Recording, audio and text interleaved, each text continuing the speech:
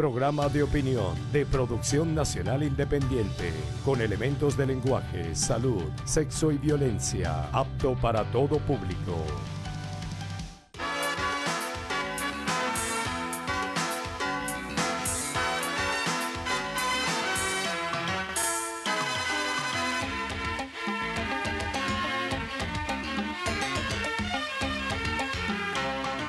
No hay país en el mundo, amigas y amigos, y esta es una opinión muy personal que tengo, que haya sido más creyente de la paz que Venezuela. Ha sido un país de confrontaciones, pero en su seno no estaba sembrada la violencia, como ocurre en otros lugares. Los venezolanos y las venezolanas somos vehementes, defendemos nuestros puntos de vista con pasión, pero nos cuidamos de caer en el exceso y rehuimos el enfrentamiento personal, violento. La diferencia con otros en este aspecto ha sido notable. Un expresidente colombiano en el tiempo del promo del año 2002, cuando oficiaba de mediador para la paz en Venezuela, enfatizaba la diferencia que había entre el comportamiento del venezolano y el de sus compatriotas, los colombianos, que solían apelar en cualquier circunstancia a la violencia. Para este personaje, el venezolano evitaba siempre ver correr la sangre. Así funcionamos durante mucho tiempo, hasta que algo cambió la situación. El fenómeno de la polarización nos ha ocasionado un daño tremendo, cuyos alcances no podemos predecir, pero que existe hoy por hoy. Todavía no hemos alcanzado las cotas de violencia que se observan en otras naciones, pero nos estamos aproximando en el marco de una alteración de nuestras tradiciones e idiosincrasia. Las influencias foráneas y los modelos que asumimos acríticamente, que exaltan antivalores y enfatizan prácticas de violencia, nos han penetrado profundamente y arraigan con facilidad, sobre todo entre los jóvenes. Sin embargo, aún estamos a tiempo de reaccionar porque, como lo demuestran todas las encuestas y las investigaciones serias que se realizan, la mayoría de los venezolanos clama por la paz, por el entendimiento entre las partes en conflicto y ve en el diálogo la única salida a la crisis y el mecanismo idóneo para encarar los problemas económicos y sociales. Por eso es que le hacen un pésimo servicio al país, al pueblo venezolano, los que disparan contra el diálogo, los que rechazan a priori la distensión y en un ejercicio demencial de la condición de dirigentes exaltan prácticamente la violencia. La violencia que un sector del país invoca como alternativa para superar la crisis, atribuyéndose una representatividad que no tienen. Es un arma de doble filo. Afecta a la mayoría nacional, pero también puede afectar a sus propios promotores. El diálogo es indispensable y para ello es clave de poner rígidas posturas o la búsqueda de apoyos utilizando los radicalismos que existen. El diálogo no es panacea, pero sí opción realista para abordar los grandes temas nacionales en un ambiente positivo y beneficioso para todos. Una pausa y al regreso converso con Jorge Rodríguez, alcalde del municipio Libertador y dirigente nacional del Partido Socialista Unido de Venezuela.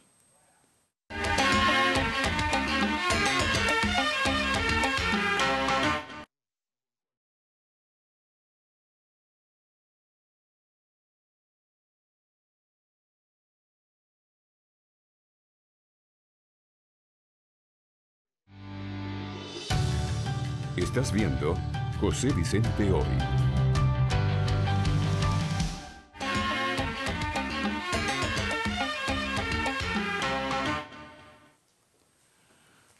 Para conversar en el día de hoy, el invitado es Jorge Rodríguez, alcalde del municipio Libertador y dirigente nacional del PSUV. Bienvenido, Jorge. Gracias, José Vicente, por la invitación. Mira, una panorámica desde el diván, ¿no? de la situación del país. Bueno, yo creo que a pesar del asedio al que ha estado sometida la democracia venezolana, ya un largo tiempo de asedio, de agresión, de permanente colocación de matrices, de una situación económica compleja, muy complicada, una emergencia económica que fue decretada por el presidente Nicolás Maduro, explicando con claridad todas las aristas que esa crisis económica tiene, la guerra económica, la actitud de ciertos sectores privados del país que se convierten más en actores políticos que en actores de la economía venezolana. La agresión brutal que proviene del exterior. En días pasados el presidente Nicolás Maduro hizo una rueda de prensa internacional donde denunció, y es de verdad abismal, la situación de agavillamiento al que es sometida las instituciones venezolanas, el presidente Nicolás Maduro, la democracia venezolana por medios de comunicación en el extranjero. A pesar de ese panorama, yo siento que hay una indeclinable fuerza del pueblo de Venezuela, uno, a vivir en democracia, dos, a preservar la paz. Yo creo que eso es un elemento fundamental, trascendental, a pesar de todas las provocaciones que ha habido. Yo sé que hay sectores de la política que se inclinan a la derecha en Venezuela que estarían felices de que aquí se instaurara una dinámica de pelea de perros que ha hecho tanto daño, acabó con un país como Libia, destrozó a un país como Siria, promovió la invasión en Afganistán. Esa búsqueda de esa dinámica de pelea de perros, de una situación insostenible en Venezuela, sentaría la cuña o permitiría la cuña que promovería una intervención de alguna potencia extranjera. Ahora fíjate, Jorge, en ese análisis que tú haces, ¿qué lectura tiene el 6 de diciembre? Bueno, es evidente que estos sectores de la derecha venezolana, el presidente Maduro se los dijo muy bien, dijo administren muy bien su victoria, no lo han logrado hacer. Es evidente que se montaron. ¿Tú crees que no han logrado? No, absolutamente no, y te voy a demostrar con hechos por qué no lo han logrado. Ellos se montaron sobre un aparato de marketing que a su vez cabalgaba sobre la guerra económica, sobre la crisis económica. Acuérdate que no mostraron a sus candidatos a diputados, su eslogan fue la última cola, una mentira que esgrimieron hacia la población venezolana. Su única intención en esas elecciones la mostraron poco tiempo después. Su única intención real no es ni colaborar con el gobierno y con la democracia para recuperar la situación económica, ni ayudar a la población del país. Ya el presidente de la Asamblea, apenas en su discurso inaugural, dice que su programa en la Asamblea Nacional iba a ser el derrocamiento del presidente Nicolás Maduro.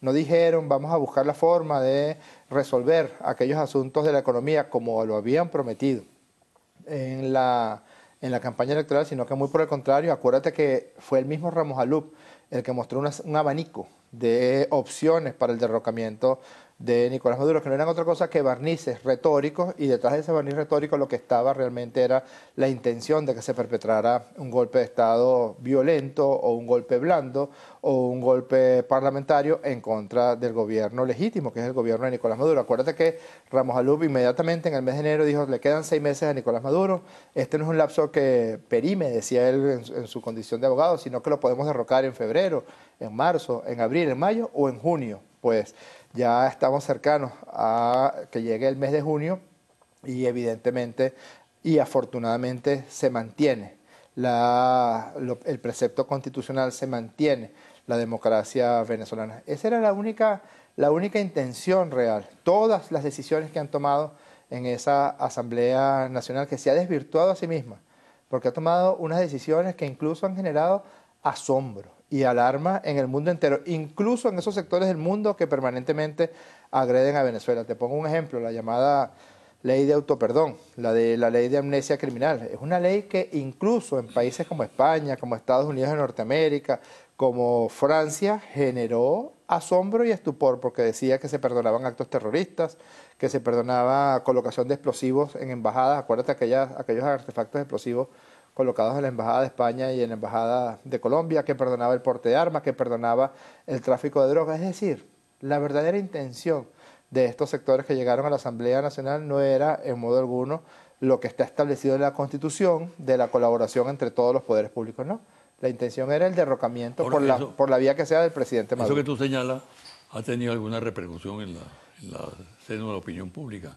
Ha bajado el prestigio de la oposición, ese éxito del 6 de diciembre. Tú manejas encuestas mejor que yo. Ahora, yo también manejo mis números y sigo muy atentamente muchos de los números que tú presentas cada domingo. Hay un hecho cierto y es que hay un descalabro brutal de la opinión pública hacia la Asamblea Nacional y hacia los dirigentes de la Asamblea Nacional, la Junta Directiva de la Asamblea Nacional.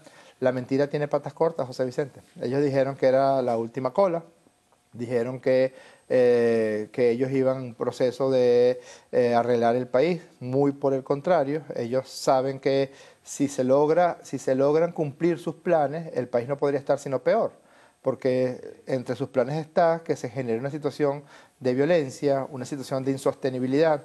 Ellos estarían felices de que no se resolviera la situación económica. El presidente Nicolás Maduro propone un Consejo Nacional de Economía donde están empresarios, sectores públicos, sectores de distintas ideologías. Ellos se negaron a participar. El presidente Maduro convoca una comisión de la verdad. Ellos se niegan a participar. Es decir, la verdadera intención era una intención de generar focos de violencia que han intentado, no es una cosa que hayan abandonado, para lograr el derrocamiento violento de Maduro. Si revisas Pero ellos cualquier dicen encuesta, que la verdadera intención es el revocatorio. que es otro barniz, que es otra mentira. Tú manejas muy bien ese tema. Es importante que hagas una exposición al respecto. Sí, perdóname que sea un poquito, que me explaye un poquito con el tema del revocatorio, porque es una figura, primero, que es muy novedosa. No es conocida en el mundo entero. A mí me da un poco de gracia cuando algunos personeros de países extranjeros hablan del referendo revocatorio. Recientemente un señor español hablando del referendo revocatorio, cuando esa es una figura que ni remotamente existe en el país de donde él proviene, un país que tiene un déficit de democracia tan severo como que ahorita en España no hay un verdadero gobierno, pues porque no logró con los resultados electorales la mayoría suficiente, nadie, para convocar un gobierno. Tuvieron que convocar a nuevas elecciones. Países como Estados Unidos de Norteamérica que tienen elecciones de segundo grado, no. El referendo revocatorio solamente para el primer magistrado del país solamente existe en dos constituciones en el mundo entero, la Constitución de Bolivia y la Constitución de Venezuela. Tiene dos ventanas, porque no es cualquier cosa, no es poca cosa, no es un tema tan ligero el tema de revocar o no el mandato del presidente de la República. Entonces, una ventana es una ventana temporal, que es cumplida la mitad del periodo, y te recuerdo que el presidente Nicolás Maduro fue electo para continuar y culminar el periodo para el que fue electo el presidente Chávez, el 7 de octubre. Es decir, el 10 de enero de este año 2016 se cumplía la mitad del periodo del presidente Nicolás Maduro. Cumplida la mitad del periodo, se podía activar el proceso de referendo revocatorio. En el año 2007, el Consejo Nacional Electoral elaboró una normativa para todo ese proceso de activación o no del referendo revocatorio. Ese reglamento contemplaba que se recogiera el 1% de las firmas para activar la recolección posterior del 20% de las firmas, y con ese reglamento ya se han convocado, José Vicente, 11 referendos revocatorios desde el año 2007 hasta la fecha. Pregunta, ¿por qué la derecha venezolana, si realmente tenía intención de convocar el referendo revocatorio, no lo hizo en el mes de enero del año 2016, si sabe que los lapsos, los tiempos, hacían improbable un referendo revocatorio? Yo digo ahora que imposible si se convocara a mitad del año. Si la misma organización Súmate, que es una organización de la derecha venezolana, dice que se necesitan 243 días para la activación del referendo revocatorio. Si el mismo Ramos Alub y Capriles dijeron que si no se convocaba el referendo revocatorio en enero no iba a dar tiempo. Si para convocar el referendo revocatorio al presidente Chávez en el año 2004 pasaron 523 días, José Vicente, desde que la oposición empezó el proceso de recolección de firmas en el año 2002 hasta que se convocó el referendo, a finales del 2002, hasta que se convocó el referendo a mediados del año 2004. Ellos sabían todo eso. ¿Por qué un rector del Consejo Nacional Electoral dice que se puede hacer revocatorio en octubre? Porque es un irresponsable y porque le mandaron a decir eso. Yo creo que los rectores tienen que mantenerse ajenos a la actividad política. Estos señores de la derecha insultan con mucha virulencia a las rectoras del Consejo Nacional Electoral, Y si tú revisas las declaraciones que hacen las rectoras Lucena o Oblitas o Hernández o de Amelio, e incluso el rector Rondón hasta este momento que lo obligaron a decir lo que dijo, si tú revisas, siempre se han mantenido apegadas a lo que debe ser la emisión de opinión acerca de la normativa electoral vigente. El señor Rondón, el rector Rondón, sabe que ni siquiera en este momento está establecido, ni siquiera si lograron activar el llamado 1% para que pudieran recogerse las firmas y que en el eventual caso de que eso ocurriera, la recolección de firmas necesariamente tendría que ser hacia finales de este año 2016. Pero también sabe el rector Rondón, como sabemos nosotros, ¿no? Porque nosotros somos parte, el presidente Nicolás Maduro nombró una comisión presidencial para que evaluara. Tú presides, ¿no? Sí, que yo coordino. Está Germán Escarrá, está la canciller Rodríguez, está Jacqueline Faría, está Eduardo Piñate, está Héctor Rodríguez, y un grupo de venezolanas y venezolanos de conocimiento en el área jurídica y electoral y también de distintas fracciones políticas de la izquierda venezolana. ¿Y con qué nos hemos encontrado? Ellos necesitaban, esa es otra razón por la que yo digo, no quieren ningún referéndum, lo que quieren es generar una matriz que volviera a calentar la calle para que ellos pudieran meter la cuña de la violencia y la cuña del golpe de Estado. Ellos tenían que recoger, José Vicente, 197.000 y un poco más de firmas.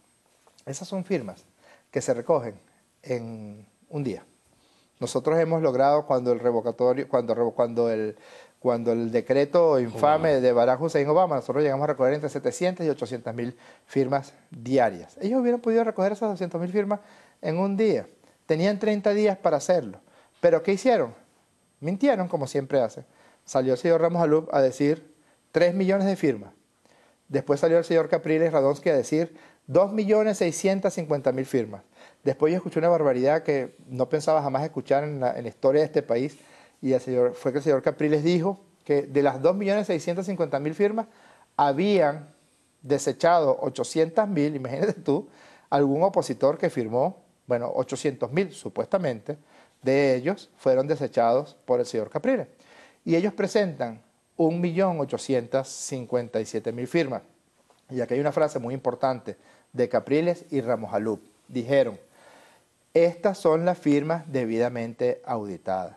Si eso es así, están confesando un delito, porque de esas 1.857.000 que según Ramos Alup y Capriles están debidamente auditadas, nosotros ya hemos encontrado 36 muertos firmando. Es decir, ese expediente al que nos tenían acostumbrados los adecos, los copellanos y sus herederos en la Cuarta República y también en la Quinta República, porque con motivo del referendo del 2004, bastante trampa que hicieron, pues lo volvieron a reeditar en esta oportunidad. ¿Con qué razón? No para recoger las 200.000 firmas, que es un proceso muy sencillo, sino para generar pues esa matriz, esa sensación de que tenían 3 millones. Eso es un fraude completo. Ellos dicen que es un abuso de ustedes conocer ese dato. Pero ¿cómo si somos parte? Es decir, ellos quieren activar un revocatorio y nosotros, que somos millones de personas en Venezuela, tenemos todo el derecho, primero, de evaluar y defender la Constitución, de evaluar ese proceso que está ocurriendo allí, de saber si hay personas, porque tenemos información de que pueden haber vaciado nóminas de bancos, nóminas de corporaciones y las personas ni siquiera saber que están allí. ¿De dónde? O sea, ¿cómo van a justificar que 36 muertos firmaron? Yo calculo, todavía no tengo la cifra exacta, porque no ha culminado el proceso. Pero yo calculo que cerca del 40 o más por ciento de las firmas son defectuosas. Más del 40% de las firmas generan algún tipo de evento ajeno al reglamento y por lo tanto fraudulento. Yo pongo un ejemplo que es muy prosaico, José Vicente. Si tú vas a pedir un crédito para comprarte un carro, vas a pedir un crédito en un banco y tú tienes en tu cuenta de ahorros 10.000 bolívares, ¿verdad? Entonces tú vas a pedir tu crédito, pero te buscas un delincuente que te forje un estado de cuenta y presenta un estado de cuenta por 100 millones. Es lo mismo que te den un crédito con 10.000 bolos en el banco o que te den un crédito con 100 millones en el banco. Eso fue lo que ellos hicieron.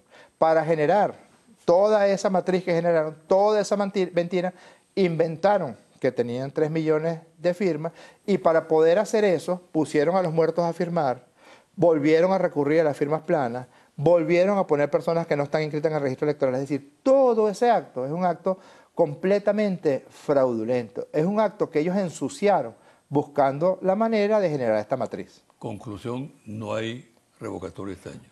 Estoy completamente seguro, estoy, o sea, 100% seguro de que no solamente es imposible, sino que si así arrancaron, quiere decir que ellos, ¿cómo aspiran ellos pasar a otra etapa si esta etapa no cumplieron con una cosa tan elemental como entregar 200.000 firmas? Si a mí me piden, mire, tienes que traer 200.000 firmas que estén debidamente inscritos en el registro electoral y que sean mayores de 18 años y que vivan en Venezuela, esos eran 3 requisitos muy sencillos. Ah, no, entonces ellos tenían que crear toda esta situación. Por eso es que yo pienso que ellos tampoco están interesados en el referendo revocatorio. No están. Si lo estuvieran, hubieran cumplido con un requisito tan nimio, tan sencillo, tan fútil como reunir 200.000 firmas. Vamos a hacer una pausa, ¿Cómo no? Jorge. Y al regresar, ¿qué va a pasar si no hay revocatorio en el país? Correcto.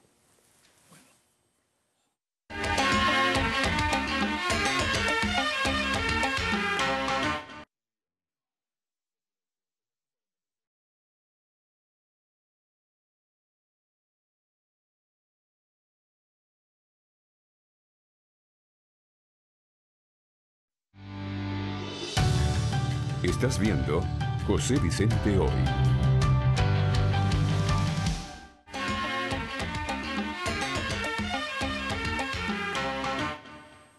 Jorge, tú en forma tajante, contundente, declaras que no habrá revocatorio este año.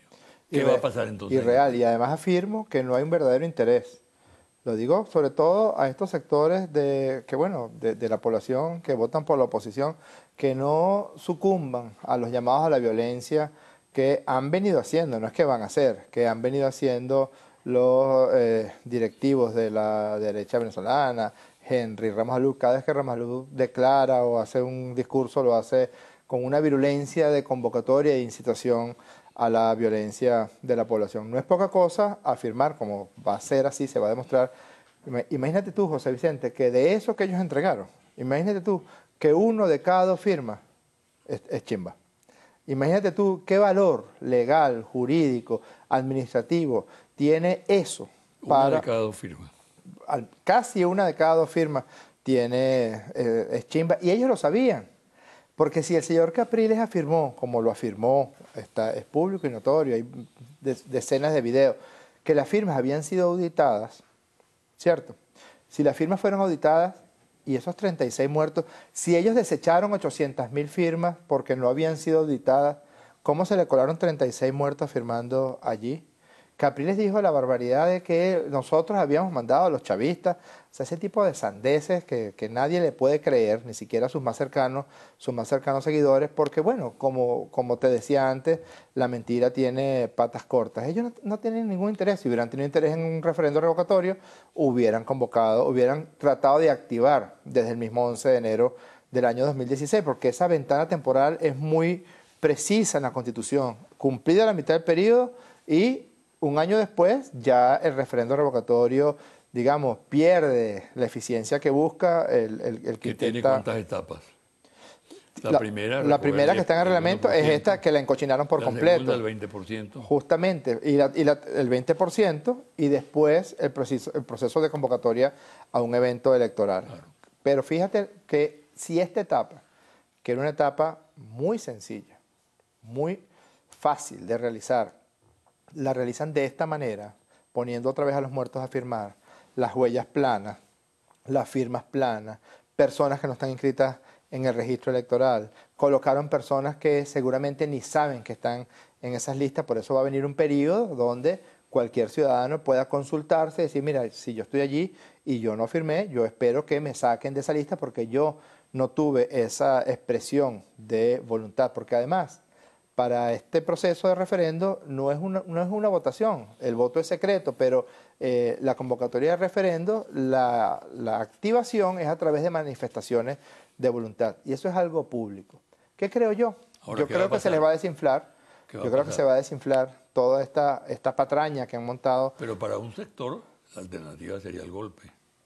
Siempre ha sido, José Vicente. He tratado de exponer aquí que ellos, lo que está detrás, como tú una vez me dijiste, una frase que siempre me acompaña de José Martí, en política lo importante es lo que no se dice, lo que no se ve. Lo que ellos no dicen es que lo que ellos, claro, a veces se le cuela, a veces se le sale, como decimos aquí en Venezuela. Cuando Ramos Alup dice, o es enmienda, o es constituyente, o es referendo revocatorio, o es, ¿cómo lo llamaba?, abandono del cargo, o es renuncia, o es destitución. Lo que está diciendo claramente es que su intención no es legislar, que su intención es acabar con el gobierno chavista, derrocar al presidente Nicolás Maduro. Hay un sector que permanentemente piensa en la violencia. Yo quiero pensar... En la línea de lo que está ocurriendo en América Latina, un golpe parlamentario. O de cualquier otro signo que ellos estén buscando. Ellos saben que la Fuerza Armada Nacional Bolivariana es una fuerza que está profundamente cohesionada alrededor de, no solamente del proyecto chavista, sino alrededor de la Constitución de la República Bolivariana de Venezuela, y el comandante en jefe de la Fuerza Armada Nacional Bolivariana es el presidente Nicolás Maduro. Ellos saben que las grandes mayorías de la población, sea cual sea su signo ideológico, no quisieran una situación de violencia. Las grandes mayorías de la población quisieran que se les resuelvan sus problemas. Y si alguien está trabajando arduamente para la solución de los problemas de la población, bueno, es el presidente Nicolás Maduro y su gobierno. Yo no estoy aquí, a mí mi maestro de psiquiatría, el doctor Rizque, me dijo, un psiquiatra no da consejos, y me enseñó, y creo que es bueno, que es un buen consejo no dar consejos. Pero probablemente la oposición tendría otra cara ante la opinión pública venezolana si se hubiera incorporado al Consejo Nacional de la Economía, por ejemplo, si no hubiera boicoteado los decretos de emergencia económica, si no estuviera permanentemente agrediendo los 15 motores que lanzó el presidente Nicolás Maduro, si no aplaudiera todas las iniciativas conspirativas contra la economía venezolana, se llame Dollar Today, la caída de los precios del petróleo, es decir, cualquier cosa negativa que ocurre con el país, hasta el fenómeno del Niño, hasta la tremenda sequía que vivió todo el continente por el fenómeno del Niño, es algo que es motivo de aplauso para la oposición venezolana. Ojalá la oposición pues atienda nuevamente un nuevo llamado que ha hecho el presidente Nicolás Maduro a que, bueno, a que la iniciativa del diálogo que ha lanzado algunos personeros de la política internacional sea una iniciativa que no los lleve a ellos a patear nuevamente la mesa. Habría que ser muy mezquino para no reconocerle a Maduro, José Vicente, todas las iniciativas de diálogo que ha tenido. Tú participaste en al menos una de ellas. Cuando lanzaron la guarimba, ¿te acuerdas? Que fue en febrero del año 2014, fue un desbordamiento de la violencia en varios puntos importantes del país. En el mismo momento en que ellos estaban buscando derrocar a Maduro, Maduro los estaba convocando a las conferencias de paz que nos llevó a esa larga reunión del 10 y 11 de abril del año 2014. Y nosotros nos sentamos a la mesa, hicimos una agenda. ¿Qué hicieron ellos? Patearon la mesa.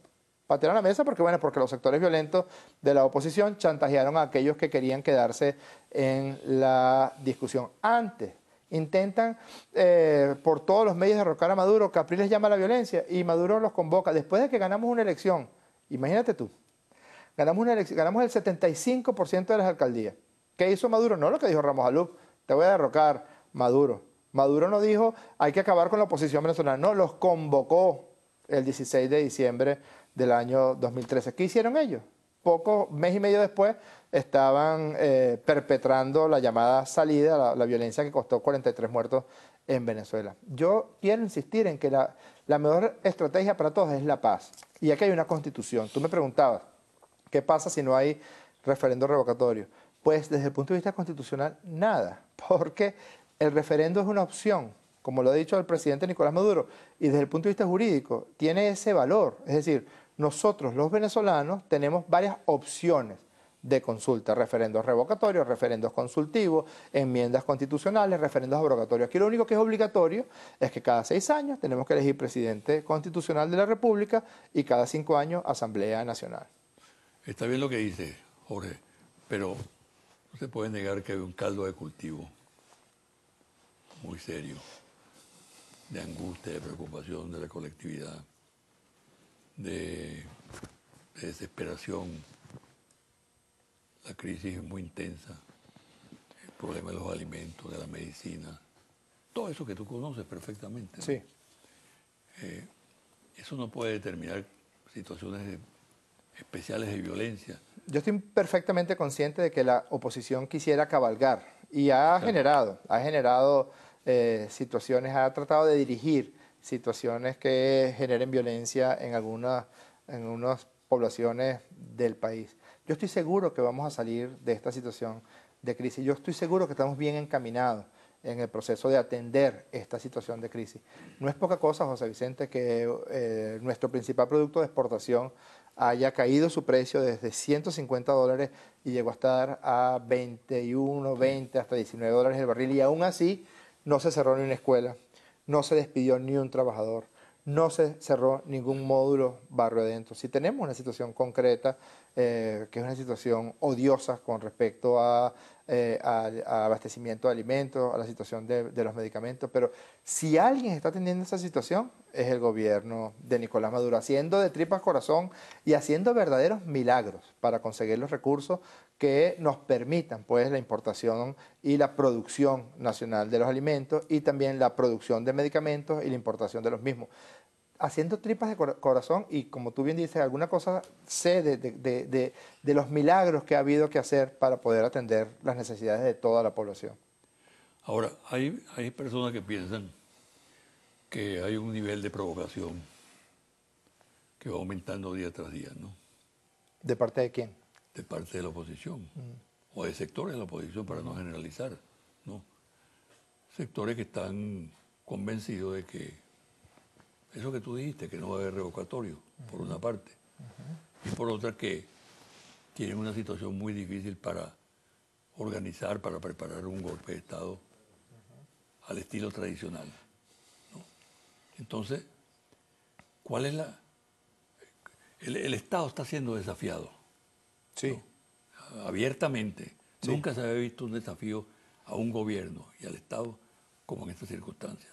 Sí, esta es una dictadura muy curiosa donde ocurre una manifestación, por cierto, son manifestaciones públicas muy escuetas, son manifestaciones públicas con una muy pobre representación de la derecha en la calle. Yo no he contabilizado más de 700, 800 personas en las dos marchas que han convocado.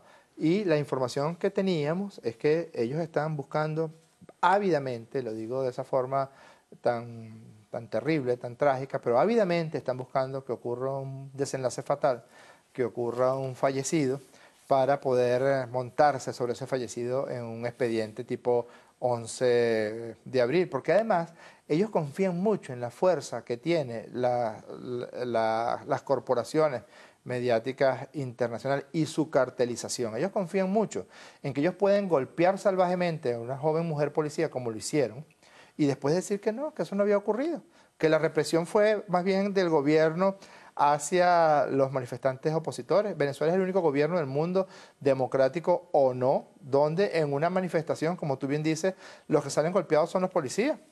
Imagínate tú por un momento una manifestación en Washington donde 4 terroristas salvajes golpeen a una mujer como hicieron con Dubrasca Álvarez, y después intentaron decir toda cantidad de mentiras. La verdad verdadera es que si un fotógrafo no se atraviesa y le salva la vida a Dubrasca, este salvaje, criminal, psicópata, hubiera descargado su furia con un ladrillo en el rostro de Dubrasca, pero la molieron a palo, la empujaron contra un vehículo que andaba movilizándose, y todo eso fue orquestado, todo eso fue montado.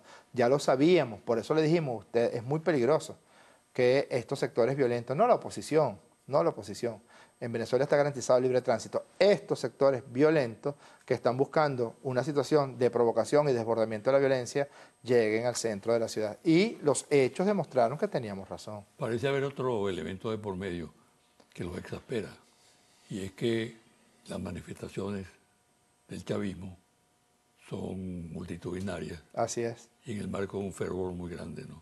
Así es. Ese mismo día sábado que Ramos Aluba había convocado junto a Capriles a una manifestación que llegaría al Consejo Nacional Electoral, no llegaron a tener más de 600 personas en el sitio que se concentraron, y por eso Capriles hace esa provocación de lanzarse a la autopista, de tratar de agredir a los policías nacionales que estaban allí garantizando el libre tránsito de los vehículos que por allí pasaban. Ese mismo día, 60.000 comuneros y comuneras llegaron a la Plaza Diego Ibarra. Se me ha preguntado, ¿por qué los chavistas pueden llegar a la Plaza Diego Ibarra? Porque no la destruyen. La única vez que yo le presté la Plaza Diego Ibarra, o que yo di el permiso para no decir que le presté. Digo que le presté porque la siento muy mía, porque costó mucho recuperarla. Esa era una de las zonas más deprimidas de la ciudad de Caracas. ¿Te acuerdas? Que la llamaban Saigón, que había una situación tomada por la anarquía, por la basura. Pues esa plaza tan bella, la única vez que se permitió que una manifestación de la derecha llegara allí, llenaron la fuente de sangre, mancharon toda la plaza, la rompieron. El 12 de febrero del año 2014 destrozaron la Plaza Parque Carabobo.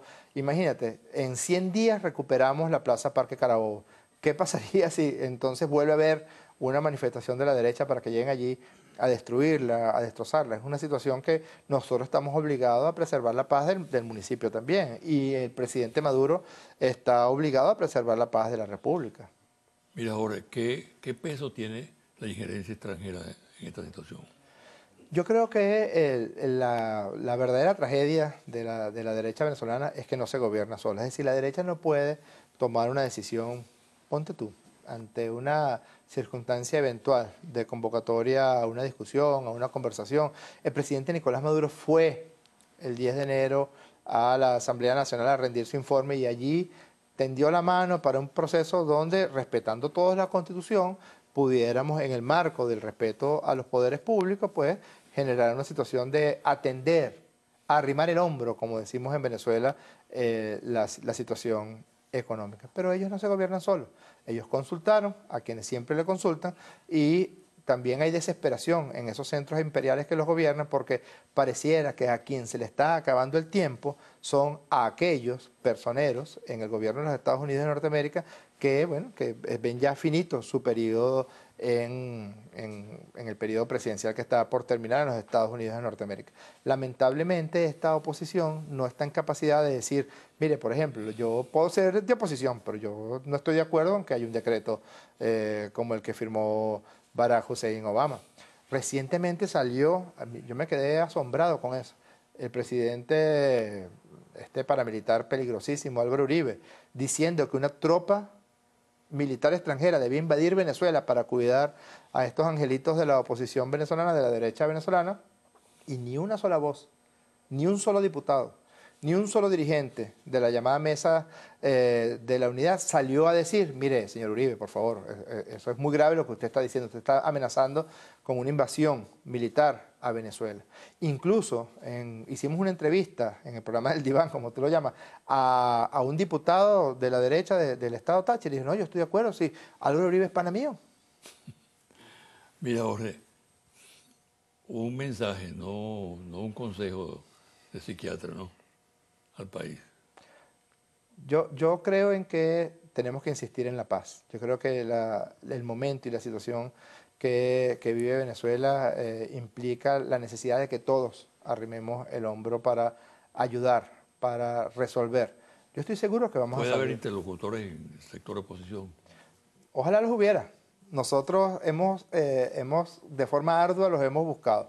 Yo he estado en varias comisiones de trabajo en ese sentido. Tú también has estado en varias iniciativas en ese sentido. El que más las ha tenido ha sido el presidente Maduro. Yo creo que es el presidente de Venezuela que más veces ha convocado al sector opositor, porque de la Cuarta República jamás nos convocaron a nada, nos convocaron a caernos a peinillazos y a desaparecer y a matar estudiantes en todos los 40 años de la Cuarta República, pero incluso en el corto periodo del mandato presidencial de Nicolás Maduro ha convocado, como nunca antes se ha convocado a los sectores de la derecha. Yo creo que hay que insistir en eso, pero al mismo tiempo nosotros tenemos que insistir en que la Constitución está allí para ser respetada, las leyes están allí para ser respetadas y además yo quiero insistir en la esperanza. Yo creo que este es un buen momento para que los venezolanos y las venezolanas sintamos que lo que tenemos en el futuro es la esperanza, que lo que tenemos en el futuro es salir con el esfuerzo, con el trabajo, con la armonía y la unidad, salir de todas las dificultades que en este momento presentamos. Bueno,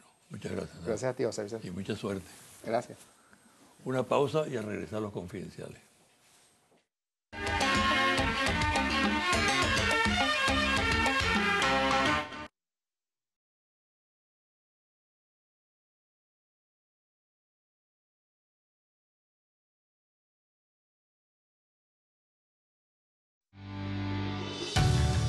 Estás viendo José Vicente Hoy.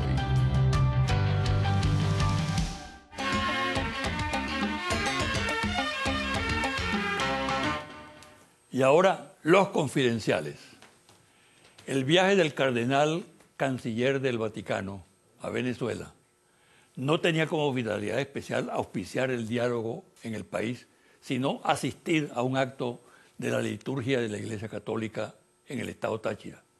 Y de paso, el diplomático haría algunos contactos para recabar información veraz de lo que sucede en Venezuela. Pero tan pronto se supo de la visita del alto dignatario del Vaticano, factores de la conferencia episcopal representativos de las tendencias más agresivas contra el gobierno nacional comenzaron a manipular la información y atribuirle una connotación que no tenía, asignándole casi un carácter injerencista, razón por la cual la Cancillería venezolana optó por desentenderse del caso y poner el énfasis en la mediación propuesta por UNASUR, encabezada por los expresidentes del gobierno de España, el expresidente de Panamá y el de República Dominicana. La línea de la MUD que involucra a la Asamblea Nacional de pedir a la OEA la aplicación de la Carta Democrática es cuestionada internamente y en el país es objeto de un firme rechazo de la colectividad. Algunas críticas la tildan de acto de traición a la patria y los diputados que se reunieron con el secretario general de la OEA, Luis Almagro, son repudiados. Una de las razones que asiste a los críticos de esa política es que el planteamiento ante la OEA no tiene futuro. No existe posibilidad alguna de que en el organismo regional se condene al gobierno venezolano. La correlación de fuerza lo confirma y, por tanto, el esfuerzo opositor es inútil. Es buscar una derrota anunciada. Las tensiones en el seno de la MUD aumentan con motivo del revocatorio. Un sector considera que no se debió centrar la estrategia en la celebración de este evento, cuando no se asumió a partir del 10 de enero, lo cual significó pérdida de un tiempo valioso. Esto ha determinado que se vuelque sobre el Consejo Nacional Electoral la crítica más virulenta.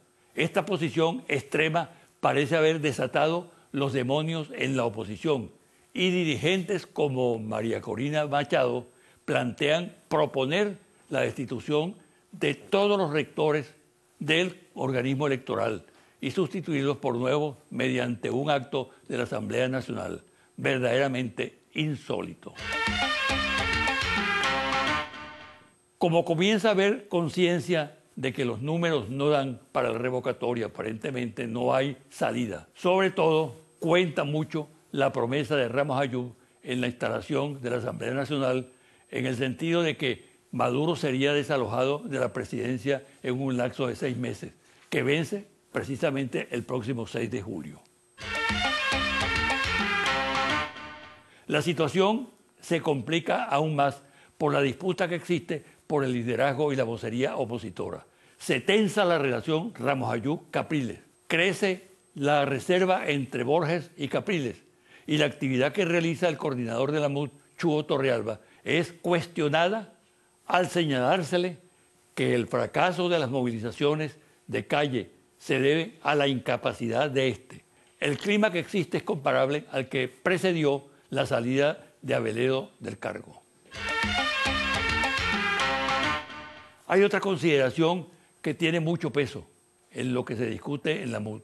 Se trata del tácito reconocimiento de que las elecciones de gobernadores de estado no se realizarán en el próximo mes de diciembre, lo cual se atribuye a un presunto acuerdo oposición-gobierno que se correspondería con la prioridad que se le ha dado a la realización del revocatorio. Sectores importantes consideran que en los actuales momentos es mucho más importante para la oposición la celebración de la elección de gobernadores, que le permitiría con una buena votación lograr la conquista de nuevos espacios, que el empeño revocatorio del mandato de Maduro. Advertencia. En un informe de un organismo de inteligencia de los Estados Unidos de reciente data, se asevera lo siguiente, comillas, en un mundo interconectado no hay problemas globales que pueden ser resueltos sin los Estados Unidos y algunos que pueden ser resueltos por los Estados Unidos.